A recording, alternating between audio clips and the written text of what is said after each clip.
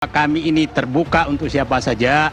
Yang penting intinya adalah bagaimana menyelamatkan Indonesia. Salah satu deklarator klien, Said Didu, ya lama itu menjadi sekjen BUMN. Apa yang dia lakukan selama dia di BUMN? BUMN dulu dengan sekarang yang dipimpin Pak Erick Thohir, waduh. Begitu juga sekarang Pertamina yang komisaris utamanya Pak Ahok. Jadi udahlah, jangan belajar menunjuk hidung orang lain sebelum kita menunjuk hidung kita sendiri dulu. Udah waktunya move on ya. Jangan marah kalau dibilang barisan sakit hati. Faktanya memang barisan sakit hati. Politisi Indonesia itu adalah politisi yang sangat gampang berubah. Tidak tahu bahwa bagaimana Pak Harto hanya hitungan hari dia bisa berbelok menjadi melawan Pak Harto dan rakyat semakin berat ekonominya sehingga terjadi kekeringan keuangan dan jadi ekonomi formal mengalami gangguan bulan Mei. Kemudian rakyat menghadapi krisis mulai Mei dan Juni. Kemudian di situ juga habis Lebaran, yang butuh uang besar sekali. Dan di saat itu juga saya pikir dampak ekonomi global dari corona ini sudah mencapai puncaknya di bulan-bulan Mei dan Juni. Nya cukup besar di luar Jiwasraya dan Asabri, 33 triliun.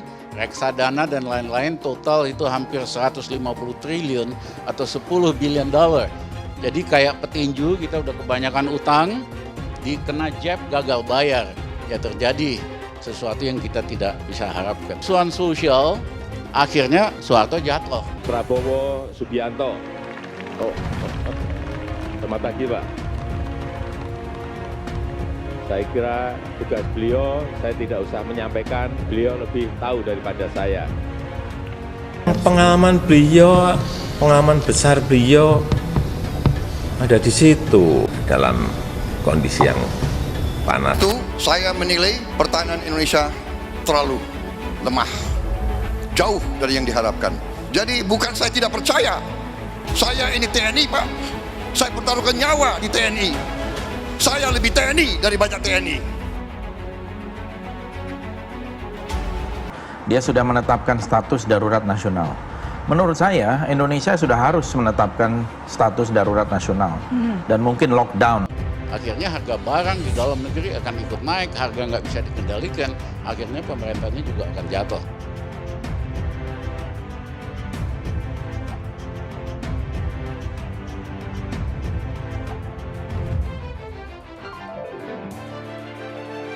Pasal 8 ayat 3 Undang-Undang Dasar 1945 yang mengatur jikalau terjadi kekosongan jabatan presiden dan wakil presiden, maka tugas-tugas kepresidenan akan dipegang Menhan sampai terpilihnya kembali presiden dan wakil presiden definitif. Hai teman-teman, saya mau memperlihatkan transaksi saya hari ini lakukan trading di eToro. Ini bukti transaksi saya untung $4.500 US, itu sekitar 68 juta rupiah.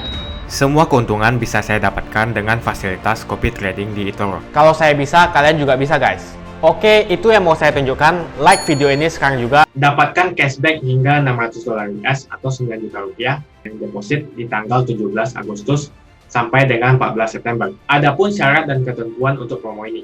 Promo ini berlaku baik akun atau nasabah baru dan pemilik akun eToro yang belum melakukan deposit. Lakukan setidaknya 1 kali transaksi buy atau sell ya pada aset apapun yang tersedia di eToro. Selama masa promo, kalau Anda deposit $500, Anda mendapatkan cashback $50. Kalau Anda deposit $1.000, Anda mendapatkan cashback $120. Dan kalau Anda deposit $5.000 US, Anda mendapatkan cashback hingga $600. Promo ini akan saya tuliskan dengan lengkap di kolom deskripsi, jadi register sekarang juga dan coba akun virtual atau demo dan lakukan deposit. Hai semua, dengan saya Jonas Leong. Terima kasih banyak buat kalian penonton setia yang selalu menonton di channel ini. Saya secara personal sangat menghargai waktu kalian. Dan saya sudah menganggap kalian sebagai family karena kalian selalu support di channel ini. Bagi kalian yang selalu menuliskan opini kalian di kolom komen, saya baca komen kalian satu persatu. Saya baca komen kalian untuk mengetahui opini kalian, tanggapan kalian, dan masukan kalian sangat berguna untuk video selanjutnya. Terima kasih banyak buat kalian yang selalu menekan tombol like di awal video. Video seperti ini membutuhkan waktu dan juga research. Dan ini semua gratis untuk kalian. Jadi pastikan kalian menekan tombol like-nya supaya saya mengetahui kalian menyukai konten yang saya bagikan. Buat kalian yang ingin mencoba bermain saham, silahkan tekan link di kolom deskripsi. Thank you. Kami ini terbuka untuk siapa saja. Yang penting intinya adalah bagaimana menyelamatkan Indonesia. Jadi Indonesia. Faktanya bisa dilihat. Periode pertama, masuk periode kedua, rakyat masih mempercayakan Pak Jokowi sebagai presiden periode kedua. Itu demokrasi, Pak. Faktanya sekarang Pak Prabowo bersama kami, bersama Pak Joko Widodo. Bahkan beliau mengatakan, ya, beliau bangga melihat cara kerja Pak Jokowi. Nyatanya juga sadar hal ini. Tolonglah teladani kenegarawanan Pak Prabowo. Jangan kita udah waktunya move on, ya. Jangan marah kalau dibilang barisan sakit hati. Faktanya memang barisan sakit hati. Dan saya lihat, ya, kenapa saya bilang barisan sakit hati, mungkin waktu Pak Prabowo ikut bersama Pak Joko Widodo, mungkin kemarin semua kepingin juga mau ikut Pak Prabowo, dibawa ke gerbong Pak Prabowo. Tapi kan Pak Prabowo juga bisa melihat siapa-siapa yang orang pantas untuk mendampingi beliau di pemerintahan. Jadi udahlah, nggak waktunya lagi, apalagi di dalam suasana pandemi. Ya, kita tahu kita sekarang harus bersama-sama. Ya, saya heran, ya, Pak Jokowi yang sedemikian tapi seorang penggagas namanya Din Samsudin, ya, mau menyelamatkan kapal karam. Kalian yang ada di kapal yang sudah karam, maaf, kalian mau menyelamatkan kapal besar yang nahodanya Pak Joko Widodo sedang berlayar di lautan yang penuh gelombang, ombak besar, salah satu corona. Belum lagi di negara lain sudah resesi ekonomi dan lain sebagainya. Tapi beliau sebagai nakhoda tetap bersama jajarannya, para menterinya, pendukung-pendukungnya, partai-partai politik di belakangnya. Beliau tetap tegar seperti apa yang beliau katakan. Doakan, insya Allah kita akan menjadi Indonesia maju, jadi negara yang kita harapkan. Lain kepemimpinan era di siapapun presiden yang pernah ada di Indonesia. Jangan lihat apple to apple antara Pak SBY dengan Pak Joko Widodo. Itu lain. Di era Ibu Megawati, ya, di era Pak Habibie, Pak almarhum Gus Dur, Pak almarhum Pak Harto, dan proklamator kita Bung Karno, itu beda. Ingat loh, sekarang beliau, pertama ini dulu, ya, banyak hal-hal yang gimana? Suara rakyat, suara Tuhan. Faktanya demokrasi dikedepankan, ya. Rakyat masih milih beliau. Rakyat sangat percaya dengan beliau. Itu fakta. Tapi Pak, di era, ya, saya sekarang di era Pak Joko Widodo saja dulu. Ada tragedi corona, Pak. Ya. COVID-19. Mungkin di era-era sebelumnya ini nggak pernah. Mesti acung jempol bagaimana semua, termasuk pemimpin-pemimpin dunia yang sekarang jadi resesi, meminta lockdown. Beliau sebagai seorang negarawan, arif dan bijaksana, tidak setuju lakukan PSBB. Itulah yang membuat sekarang kita bisa berjalan dengan baik menghadapi badai yang demikian besar. Itu semua dijalankan, Pak. Ya. Tinggal karena suasana ini, Pak. Tapi percayalah, apa emangnya mengenai Mopnas? Itu berjalan, mereka ada di tempat lain. Dalam hal ini mengenai angkutan-angkutan truk dan lain sebagainya, itu Mopnas, ya, dan lain sebagainya. Begitu juga, ya, mengenai, ya, jujur saja. Itu yang saya katakan, jangan samakan dolar dulu dengan yang sekarang. Tapi paling tidak dolar udah gimana? Sekarang stabil kok. 14.000 lebih, Pak. Sabarlah. Ya, kenaikan yang Bapak mengharapkan supaya lebih tinggi. Ya, kita lihat dulu, Pak. Ini suasana, Pak. Karena itu saya mohon ini sahabat-sahabat saya yang deklarasi, ya. Marilah kita sama-sama, Pak, ya. Nggak usah, Pak. Saya hormati demokrasi. Bapak mau deklarasi, mau apa boleh. Tapi tetap, Pak, kita memberi solusi, Pak. Kritik membangun. Jangan ada seperti Din Samsudin. Mau menyelamatkan kapal karam. Sorry, bos. Ya, Pak Jokowi itu sekarang dunia mengakui kepemimpinan beliau. Ya, bukan kita, kok lucu gitu. Tadi bos menyinggung Pak SBY. Sama juga kok. Pak SBY juga orang-orang yang aneh waktu itu mengkritisi beliau. Tapi dunia juga mengakui Pak SBY. Begitu juga Pak Joko Widodo. Sangat dihormati oleh dunia. Kita tidak bisa melihat sepotong-sepotong. istimewa saya ingin membahas mengenai BUMN. Kita tahu bagaimana BUMN kita dari era Pak SBY, karena Anda apa sekali dengan Pak SBY. Saya juga nggak lupa dengan jasa Pak SBY. Ya, saya dulu kadernya dia, sekarang saya kadernya Ibu Megawati Soekarno Putri. Kan itu aja bedanya.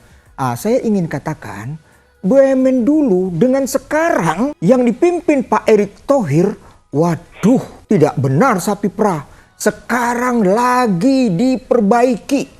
Ada yang memang BUMN itu tidak pantas, dikurangi dan lain sebagainya. Sekarang di-manage dengan baik oleh Pak Erick Thohir. Tapi lupa salah satu deklarator klien, Said Didu. Ya, lama itu menjadi sekjen BUMN. Apa yang dia lakukan selama dia di BUMN? Jadi udahlah, jangan belajar menunjuk hidung orang lain sebelum kita menunjuk hidung kita sendiri dulu. Tapi Pak Jokowi itu udah kerja dengan baik kok. Jajarannya juga begitu, termasuk karena membahas BUMN. Begitu juga tadi menyinggung mengenai Minerba. Bagaimana Menko Kemaritiman dan Investasi, Pak Luhut bercerita ke depan kita kaitan dengan baterai, lithium baterai, ya, nikel dan lain sebagainya. Begitu juga sekarang Pertamina yang komisaris utamanya Pak Ahok. Di dunia turun, kita juga harus turun. Itu ada strateginya, bukan begitu. Kita tetap ya melihat jauh ke depan. Jangan pendek-pendek, jangan nanti negara ini jadi rusak. Membuka diri untuk bisa menerima kritik dan masukan dari teman-teman kami. Untuk kepentingan bangsa dan negara, untuk kepentingan rakyat Indonesia, dan kepentingan yang lebih baik untuk bisa dilakukan oleh pemerintah. Pastikan ini pernyataan. Sebetulnya pandemik ini terjadi nyaris setiap 100 tahun. Tahun 1720 itu ada plague.